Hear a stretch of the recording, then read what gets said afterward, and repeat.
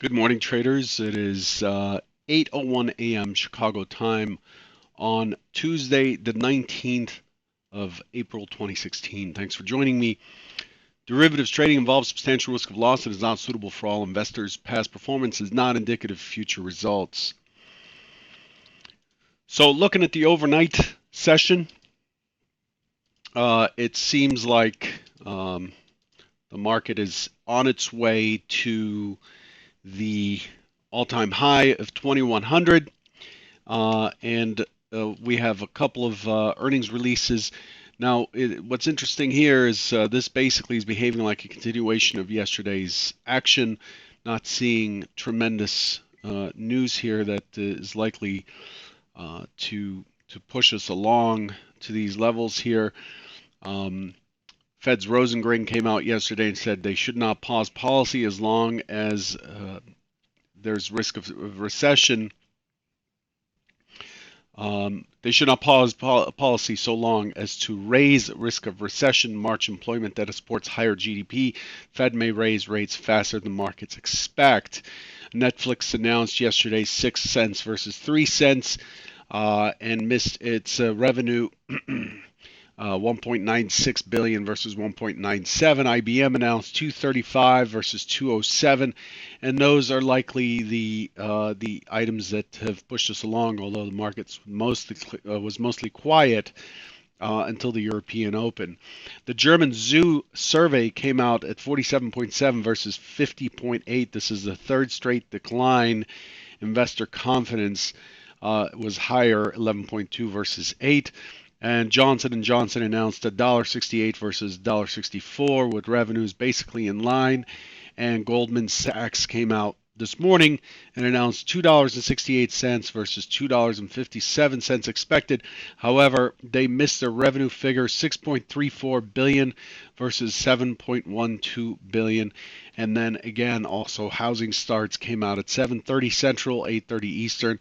1.09 million versus 1.17 million expected. Building permits at 1.09 versus 1.2. So overall, the market's just chugging along with no huge surprises at the moment. For today, the expectation as far as what's on deck, we don't have any figures left. Housing starts was it. And then as far as speakers, we have BOE's Carney speaking in Parliament at 9:35 Central, 10:35 Eastern. After the close, we have Intel at 49 cents expected. That's pretty much it. Other than that, let's have a quick look at the charts. Now, I want to start out with the 10-year notes. A gentleman who goes by the handle Dragon yesterday, who trades a ZN, the 10-year futures, pointed out that the futures opened immediately. The pit opened immediately, sold off. So between 7:20 a.m. Chicago time, when the pit opens here at the Chicago Board of Trade, all the way over to the cash open on equities, the notes dropped. The notes can just continue to drop. And you could see here the quick drop. And then the markets, when they opened yesterday, opened fairly strong. There was a small test lower, so I classified the open as an open test drive. And what triggers things off here, well, what the expectation was really for the market to chop on the open, attempt higher, but the overall primary hypothesis yesterday was for selling into the gap zone because of the gap down. But that clearly did not take place. Yesterday's Hypo 1 didn't work out at all. Hypo 2, however, did somewhat work out, and I want to comment here in a second about that. Hypo 2 was looking for chop a test lower to find buyers, and then the expectation for Hypo 2 is that buyers dominate back to the MC point of control, this level right here at 75.50. and we got that. But there was a discussion about hmm, there's how is that hypo 2 if the expectation is for lower, which we didn't get. Oops. Was the expectation was lower, which we didn't get. But the goal with these hypos is not to determine or predict exactly what's going to happen. Don't lose sight of the fact that the primary idea behind the hypothesis is the direction, which way we are likely to go, whether it pulls back into the gap zone, and so on. If you're looking for perfection, you're not going to find it within me, and I don't think you're going to find it in this business at all, because this business reflects reality, and there's really very little perfection in reality. But the expectation is we're opening in balance, out of range, so we expect both forces to be in play. And then I'm always looking for the market, the ideal, and that's why we call it a hypothesis. It's a big trade play. The ideal goal here is to look for a really good risk reward setup. And when the market tests lower and fails and rotates through the opening swing, it not only generates a bigger distance from the target to the launch point, this distance here, whatever we'll call it X. Oops.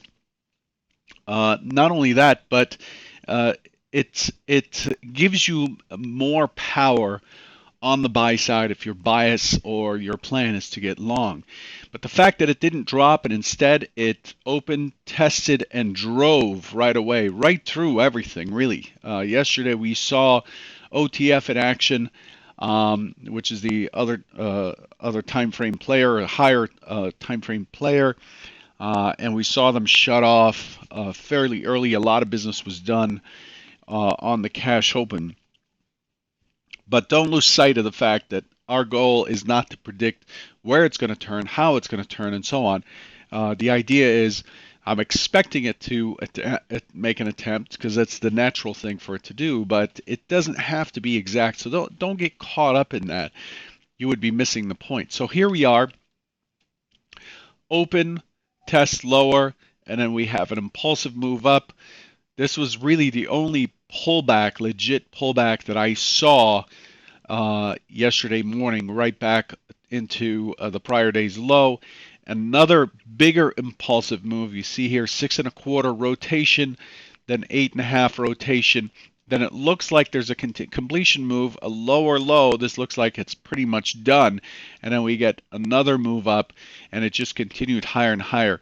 This, as I have said before, is my least favorite day type. It still represents about 17% of 2,000 days of trading end up being this type of day, a trend day. So I don't put too much effort into these days, although from a risk reward ratio, of course, these days represent the highest return because I could have bought the open and I could have gotten out at the high, but that's not realistic. My trading is I want a chunk here and I want a chunk here. And then I want to sell short and get a chunk here. 2 points, 2 points. That's all I'm looking for. 2 points. I'm looking for chunks here and chunks there. And it's much easier to get that when the market is rotating back and forth to known areas, to known either liquidity or volume profile, price action areas that I can lean against. So this sort of buy and hold type of thing, I'm not an investor, I'm a trader. I just don't have a good plan for that. That is the Achilles heel for me personally, not for volume profiling or anything like that. It's just not something that I enjoy trading or like to trade or have a good plan for. So days like yesterday, I'm pretty much inactive. Yesterday finished in a P-shaped profile. There is an LVN zone that we left behind from 2080.50 all the way down to the low. This is a big zone here. If we start to fall through 2080 over the next few days, we're likely to expect it to drop back down to where 75.50 pretty quickly. 75.50 being that MC MC point of control area.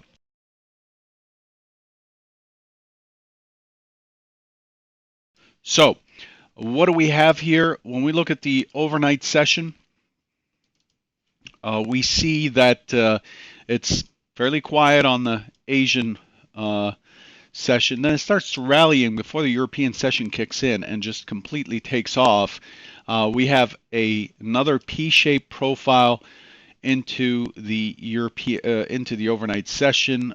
This can describe short covering, and it's been sitting up here for quite some time now.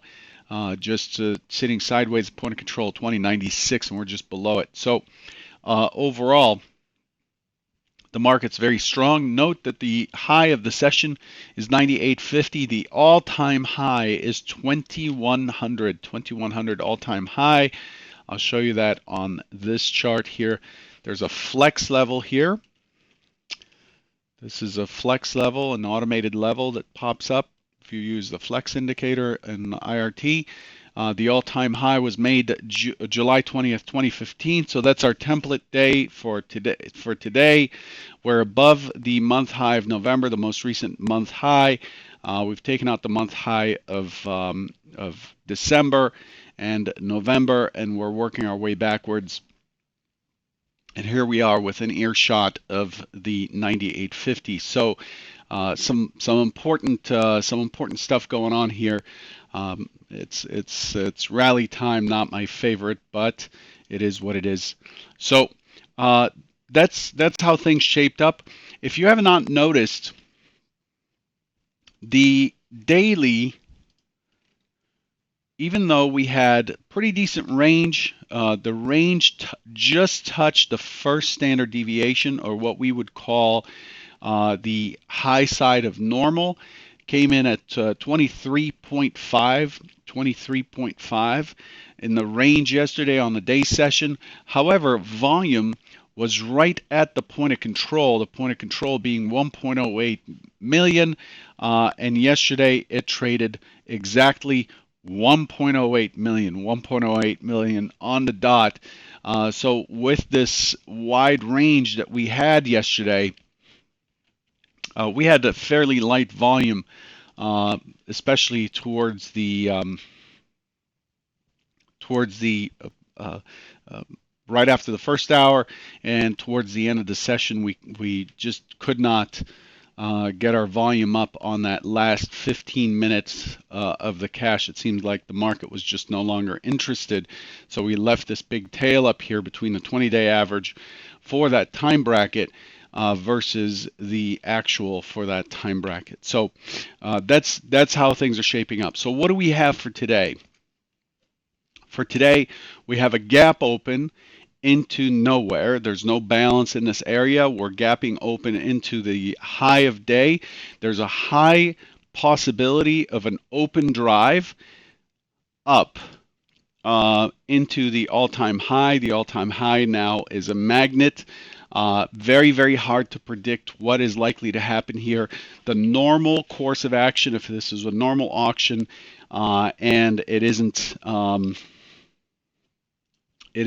near all-time highs, the expected action is open auction out of range, responsive back into the prior day's range or before, chop around and start working its way in the direction of the break, because we have flagged for a few days. When we had this MC back here, we flagged for about 3 days, as I discussed yesterday, with 75.50 being the point of control. And we have broken through that yesterday. We broke out of that, and it's likely to continue higher. So looking for 2100 today, which isn't far. It's 6 points away right now. But if it does pull back, it gives us a decent opportunity for 11 or 12 points into that all-time high. That's the primary hypothesis. We have to go with what the market is actually saying. The secondary hypothesis is an attempt higher, fighting the all-time high, chopping around, and then responsive back to 2086 and potentially 75.50. An unlikely play, but expecting an open auction out of range as well. Again, Be careful because we're out of balance and we are gapping up or gapping away from balance in pretty much anything we've done over the last few months. We have not traded up here since July 20th of 2015. There's a higher probability of an open drive. So just be careful what position you take on the open. If there is an open drive like you saw yesterday, well, yesterday was an open test drive, which is the second least trendy opening type. Then you'll want to stay out of the way of getting short. I'm sure shorts just learn the hard way that you don't stand in the way of an open drive, open test drive, or open rejection reverse opening types. So that's what we saw yesterday. A brief step back. Yesterday afternoon, I published this questionnaire. You may or may not have seen it. It's very simple. The questionnaire did not ask any personal information or any way to track it. But the question is asked, I get emails from people who want a sincere answer, and I do my best to provide that. People want to know if investing in a system that has a 67% probability of working out, or a signal that works 67% of the time, if that's enough to invest in, to put your money on. And I wanted to see what the responses would be like from followers and so on. And the response immediately was like 75% yes. If the system has a 67% win rate or hit rate, then that's good enough to put your money on. And it's a trick question because it isn't. It isn't even close. There's not enough information here. So overall, with a sample size of 367, which is substantial to represent the crowd, about 60% of you said yes, that's enough. And that's what I'm seeing. That's why the advertising we see online for these systems, put your money in, the system wins 99% of the time or whatever, is enticing to people. But this is not, as a trader, this is not enough information. And many of you caught that. 33% caught that. But 33% is pretty low for folks who've been trading. And the descriptions and the reasons are on point. A lot of smart people out there, experienced people. Most of you who responded and are following me, of course, are in futures, 80% in futures, and only 7.6% in stocks who responded or who know me. But I'm going to tell you that 67% is not anywhere near the information you need, because we cannot tell what the system is actually doing.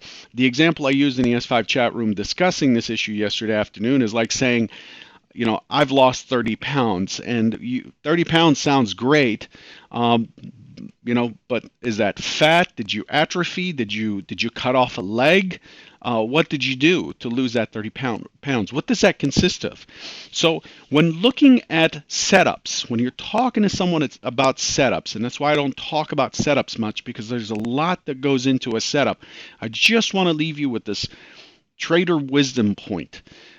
When you're looking at setups, the things you need to ask for are, one, what was the sample size for that edge? What was the sample size? If the sample size is 3, I took 3 random trades and 2 of them worked out, here's a system with a 7% win rate, then that's not good enough. The edge is not likely to show up in the market. The second and really, really important factor that you need to take in, you need to find what the expected value or expectancy for the system is. Because expected value takes the win rate, the average size of the winner, minus the loss rate times the average size per loss. And you need to identify what that is. Does the system have a massive drawdown in order to get the 67? I could have a 99% winning system that takes a tick out of the market with a 100-point stop in the ES. I can have a 99% winning system that way, right? Theoretically. So you need to know what the expectancy is, because the expectancy takes that into account and shows you if the overall outcome is likely to be negative. The other key element that people forget is time frame. My time frame is not the same as your time frame, and your time frame is not the same as someone else you might be talking to or listening to or whatever. Time frame is very important. The trade size is very important as well.